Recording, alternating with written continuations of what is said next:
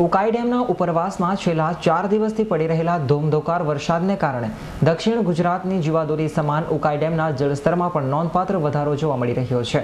જોકે ઉકાઈ ડેમનું જળસ્તર જાળવી રાખવા માટે ડેમના 16 દરવાજા 10 ફૂટ ખોલીને તાપીમાં 2.5 લાખ ક્યુસેક પાણી છોડાતા તાપી મૈયા પણ રૌદ્ર સ્વરૂપ ધારણ કરીને બંને કાંઠે વહેતા જોવા મળ્યા હતા। ઉકાઈ ડેમના ઉપરવાસમાં છેલ્લા 12 કલાકમાં મેઘરાજાએ વિરામ લીધો હોય તેમ 2 ઇંચ જેટલો વરસાદ નોંધાયો હતો। જોકે ઉકાઈ ડેમની પાણીની આવકમાં સતત વધારો થઈ રહ્યો છે। ભારે વરસાદને પગલે મહારાષ્ટ્રના હથનુર ડેમમાં પણ પાણીની આવક વધી રહી છે। હથનુર ડેમમાંથી પાણી છોડવામાં આવતા શુક્રવારના રોજ ઉકાઈની સપાટી તેના રૂલ લેવલને પાર કરી ગઈ હતી, જેથી ડેમના સત્તાધીશોએ પૂર સામે સાવચેતીના પગલા રૂપે ડેમમાંથી શુક્રવારની મોડી રાત્રે 10 કલાકેથી 2.5 લાખ ક્યુસેક પાણી છોડવાનું શરૂ કર્યું હતું, જે શનિવારે પણ યથાવત રહ્યો હતો।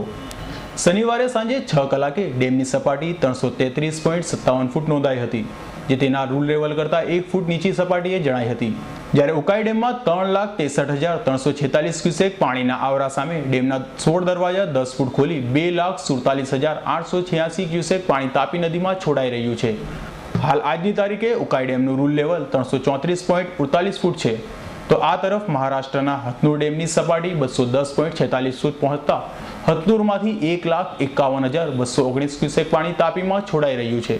જ્યારે કાકરાપા ડેમની વાત કરીએ તો કાકરાપા ડેમની સપાટી 170.70 ફૂટે પહોંચતા ડેમમાંથી 2,47,900 ક્યુસેક પાણી છોડાઈ રહ્યું છે।